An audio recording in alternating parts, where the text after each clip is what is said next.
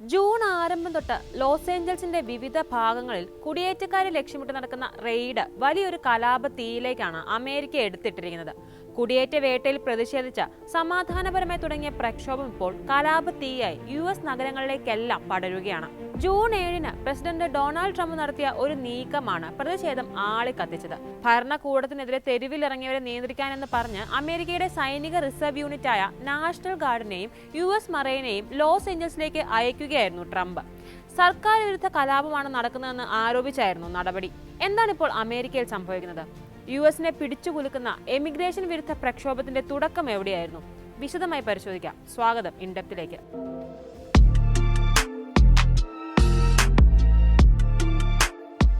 June 6-ന് വെള്ളിയാഴ്ച രാവിലെ federal emigration ഓഫീസർമാരുടെ നേതൃത്വത്തിൽ ലോസ് ഏഞ്ചൽസിന്റെ വിവിധ ഭാഗങ്ങളിലായി വ്യാപകമായ റെയ്ഡ് നടക്കുന്നു. ദിവസവേതനക്കാരായ തൊഴിലാളികൾ ജോലി തേടിയെത്തുന്ന വെസ്റ്റ്ലേക്കിലെ ഹോം ഡിപ്പോ, ഫാഷൻ ഡിസ്ട്രിക്റ്റിലെ ആംബിയൻസ് ക്ലോത്തിംഗ് സെന്റർ ഉൾപ്പെടെ 7 കേന്ദ്രങ്ങളിൽ പരിശോധന നടന്നുവെന്നാണ് coalition of human emigrant rights പറയുന്നത്. കാലിഫോർണിയയിലെ ഏറ്റവും വലിയ തൊഴിലാളി യൂണിയനായ സർവീസ് എംപ്ലോയീസ് ഇന്റർനാഷണൽ SEI-യുടെ പ്രസിഡന്റ് ഡേവിഡ് ഹ്യൂവേർട്ട അന്ന് ഉച്ചയോടെ അറസ്റ്റിലാവുന്നു. ലോസ് ഏഞ്ചൽസിലെ മെട്രോപൊളിറ്റൻ ഡിറ്റൻഷൻ സെന്ററിലേക്കാണ് അദ്ദേഹത്തെ മാറ്റിയത്. ഉദ്യോഗസ്ഥരുടെ വാഹനം തടഞ്ഞ് കൃത്യനിർവഹണം തടസ്സപ്പെടുത്തി എന്നായിരുന്നു US അറ്റോർണി ബിൽ എസ്ലേലി ഹ്യൂവർട്ടയുടെ അറസ്റ്റ് ന്യായീകരിക്കാനായി പറഞ്ഞ വിശദീകരണം. ഡേവിഡ് ഹ്യൂവർട്ടയ്ക്കൊപ്പം നിരവധി തൊഴിലാളികളെയും അനധികൃത കുടിയേറ്റക്കാരാണെന്ന് ആരോപിച്ച് ഉദ്യോഗസ്ഥർ പിടിച്ചുകൊണ്ടുപോയി. വിവരമറിഞ്ഞ് വൈകിട്ടോടെ ഫെഡറൽ തടങ്കൽ കേന്ദ്രത്തിന് മുന്നിൽ 100 കണക്കിന് പേർ തടിച്ചുകൂടി പ്രതിഷേധം ആരംഭിച്ചു. സ്ഥിതിഗതികൾ സംഘർഷഭരിതമായിരുന്നെങ്കിലും പൂർണ്ണമായും സമാധാനപരമായിരുന്നു പ്രതിഷേധം നടന്നത്. എന്നാൽ നിയമവിരുദ്ധമായി കൂട്ടം കൂടുന്നത് വിലക്കി രാത്രി 7 മണിയോടെ ലോസ് ഏഞ്ചൽസ് പോലീസിന്റെ ഉത്തരവിറങ്ങി. ഡിറ്റൻഷൻ സെന്ററിന് മുന്നിൽ കൂടിയ ആൾക്കൂട്ടത്തെ പിന്തിരിപ്പിക്കാനായി ടിയർ ഗ്യാസ് പ്രയോഗം നടത്തുകയായിരുന്നു പോലീസ് ചെയ്തത്. തൊട്ടടുത്ത ദിവസം രാവിലെ നഗരത്തിൽ എമിഗ്രേഷൻ ഓഫീസർമാരുടെ നേതൃത്വത്തിൽ റെയ്ഡ് തുടർന്നു. പാരമൗണ്ടിലെ ലാറ്റിൻ അമേരിക്കൻ തൊഴിലാളികൾ പ്രധാനമായും എത്താറുള്ള മറ്റൊരു ഹോം ഡിപ്പോയിലായിരുന്നു ശനിയാഴ്ച റെയ്ഡ് തുടങ്ങുന്നത്. ഇവിടെയും പാരമൗണ്ട് ബിസിനസ് സെന്ററിന് മുന്നിൽ പ്രതിഷേധവുമായി ആളുകൾ ഒരുമിച്ച് കൂടി. പ്രതിഷേധക്കാർക്ക് നേരെ പോലീസ് കണ്ണീർ വാതകവും ഗ്രനേഡുകളും പ്രയോഗിച്ചു. ഇതോടെ ജനരോഷം കൂടുതൽ കടുത്തു. കൂടുതൽ പേർ പ്രതിഷേധക്കാർക്കൊപ്പം ചേർന്നു. സർക്കാർ വാഹനങ്ങൾക്കെതിരെ പലരും കല്ലെറിഞ്ഞു. കല്ലുകളും തടിക്കഷ്ണങ്ങളും ഇട്ടും ടയറുകൾ കൂട്ടിയിട്ട് കത്തിച്ചും റോഡ് ബ്ലോക്ക് ചെയ്തു. ഹോം ഡിപ്പോയ്ക്ക് മുന്നിൽ കൂട്ടം കൂടുന്നത് നിയമവിരുദ്ധമാണെന്നും ഒഴിഞ്ഞു പോകണമെന്നും പോലീസ് മുന്നറിയിപ്പ് നൽകി. പിന്നാലെയും ടിയർ ഗ്യാസ് ഗ്രനേഡ് പ്രയോഗങ്ങൾ തുടർന്നു. വൈകിട്ട് 7 മണിയോടെയാണ് ലോസ് ഏഞ്ചൽസിലേക്ക് നാഷണൽ ഗാർഡിനെ അയക്കുകയാണെന്ന് ട്രംപ് ഭരണകൂടം പ്രഖ്യാപിക്കുന്നത്.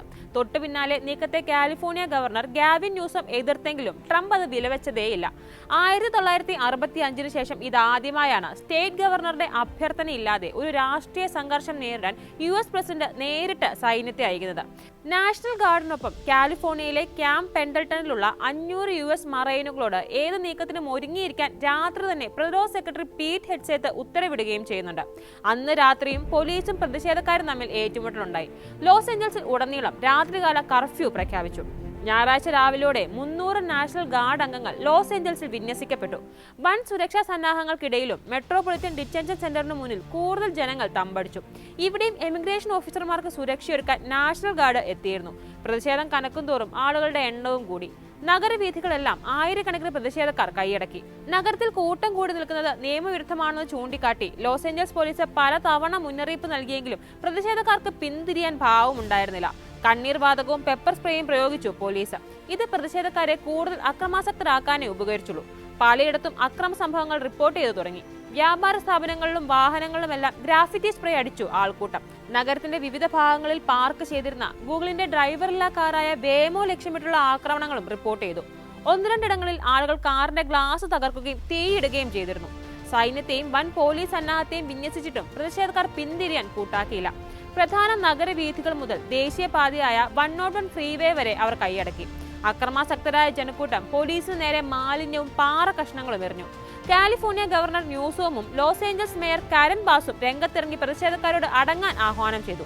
പ്രതിഷേധം തുടരാമെങ്കിലും അക്രമ സംഭവങ്ങൾ അംഗീകരിക്കാനാവില്ലെന്ന് അവർ വ്യക്തമാക്കി. 40,000-ഓളം നാഷണൽ ഗാർഡ് അംഗങ്ങളെയാണ് നഗരത്തിൽ ഇതുവരെയായി വിന്യസിച്ചിട്ടുള്ളത്.